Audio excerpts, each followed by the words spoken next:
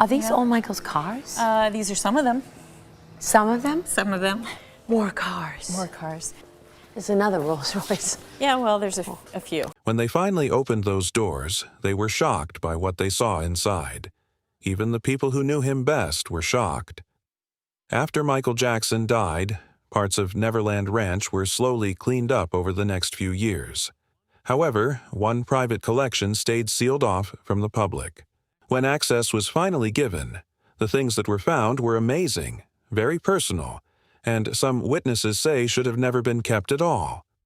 What was really kept secret in Neverland all those years? And why didn't the people who saw it talk about it? Come with us as we look into Michael Jackson's mysterious private collection that has made people in the know nervous. The ranch everyone forgot.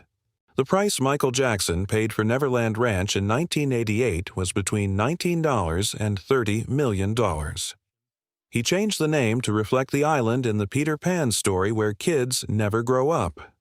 Over the next 17 years, he transformed 2,700 acres of land in Santa Barbara County into a private home that has never been seen before in U.S. history. With a zoo that had giraffes, elephants, and Bengal tigers, he turned it into a full movie park, a private railroad with its own station, a 12,000-square-foot mansion, a movie theater, a recording studio, a lake with a waterfall, and a Ferris wheel that cost $215,000. It was built just for him by the Eli Bridge Company in 1990. People around him had never seen anything like the world he built, and he lived in it. In 2005, he left. He had just been found not guilty of sexual misconduct with a child after a 5-month trial that got a lot of attention at the time. When he got out of court, he told the reporters that someone had broken into Neverland and that he could never go back. He took a plane to Bahrain and never came back. The property sat empty for a while and quickly started to fall apart. The animals were moved. In the end, the rides were sold. But his things, like his furniture, collections, cars, and everything else he had gathered in the 17 years he lived there, stayed inside. The estate was taken back by the bank. Colony Capital bought the debt to stop the sale from happening. Jackson was still officially the owner, but he didn't have any financial control over the property. When he died in June 2009 at age 50, Neverland was already a ghost of what it had been. Figuring out what to do with everything inside it became one of the most difficult estate management problems in the history of entertainment. Between December 2007 and March 2008, before Jackson's death, a group of photographers and urban explorers went onto the property, which was mostly empty and not being watched. They went on several trips and took pictures of everything in every building they could get into. They eventually talked to Vice about what they had seen, and the word they kept using was weird. Not in the way that ignores them way, in the sense that someone was trying to find words for something they didn't really understand. One of them said, "Everything was pretty strange. We haven't really told anyone about it." The place made people feel something their bodies couldn't explain after they left. The ranch had been empty for years before anyone took pictures of what was inside. The searchers found things that were hard to explain. So what did people find when they started making a list of everything that was on a 2,700-acre estate that the biggest star in entertainment history had built and then left empty? The garage. Julian's Auctions started making a list of Michael Jackson's cars before his estate sale in 2009. The list they made is less like a collection of cars and more like a record of a very specific kind of mind. He didn't collect cars like a lot of rich people do, not because it was rare, because it was important, or because it was a good investment, but because it was rare. He bought cars for the same reason he bought everything else: the story they told and what they could become if they had the right upholstery. He had 6 Rolls-Royces. The inside of one of them, a 1999 silver Seraph, was said by reporters at Jalopnik to look like it came straight from the Palace of Versailles. The outside is dark blue.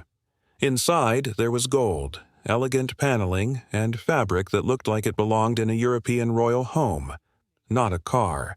His silver spur, too, from 1990, was trimmed in white leather and black cloth that stood out.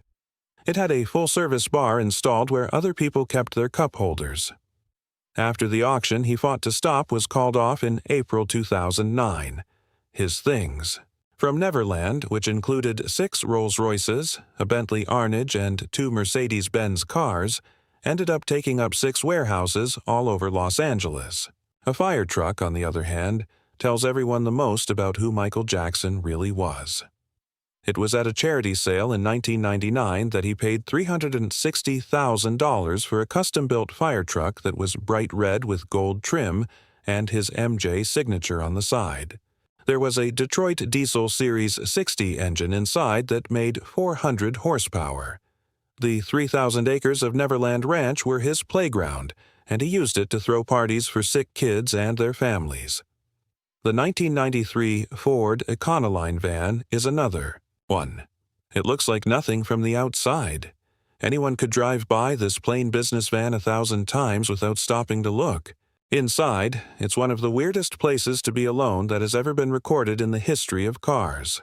Velvet, separate TV screens, and an old video game system. Plush leather upholstery and a full media setup that he apparently used when he needed to be somewhere that was not a stage and not a mansion, but was still completely, purposely removed from ordinary reality. He stopped driving himself in the 1990s and kept this van on the property, fully functioning as a kind of private media room on wheels. It is unknown whether it ever left the ranch. Given everything else about how he lived, it may well have never needed to. The 1954 Cadillac Fleetwood gets its own paragraph. This exact vehicle was the car that chauffeured Jessica Tandy in the 1989 film Driving Miss Daisy, which won the Seeker Academy Award for Best Picture. Michael Jackson owned a Hollywood star. He kept it among his Rolls-Royces and his fire truck and his media van, in a garage that nobody outside a small group of people ever fully saw. But the cars were only the most visible layer of what Neverland held. When the explorers and the estate catalogers started moving through the rest of the land, they found things that the vehicles had not prepared them for. And the detail that everyone who has heard it cannot quite shake involves a small figure on a moon, repeated everywhere, on every surface, until it stopped being decoration and started being something else. The moon logo that was everywhere. The urban explorers who entered the property between 2007 and 2008 kept returning to it in their reports. A small picture of a boy in pajamas sitting on a crescent moon.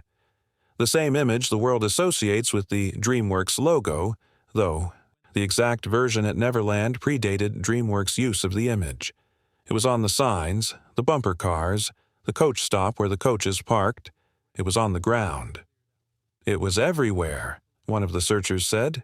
It just seemed really foreign and different. But underneath the foreign quality there was something else.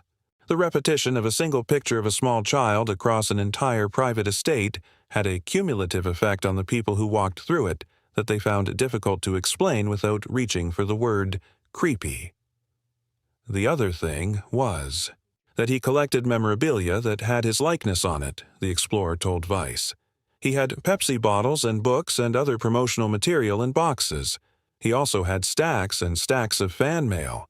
Stacks and stacks of letters from people who loved him, accumulated across decades, kept in boxes in a ranch he had abandoned, unread or at least unreachable to the people who sent them.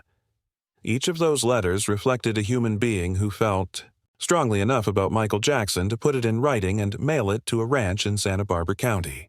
Collectively, they represented a level of devotion that most public figures never generate and that Michael Jackson drew throughout his entire public life, from the Jackson 5 years onward. And there they were, in boxes in an empty building, on a property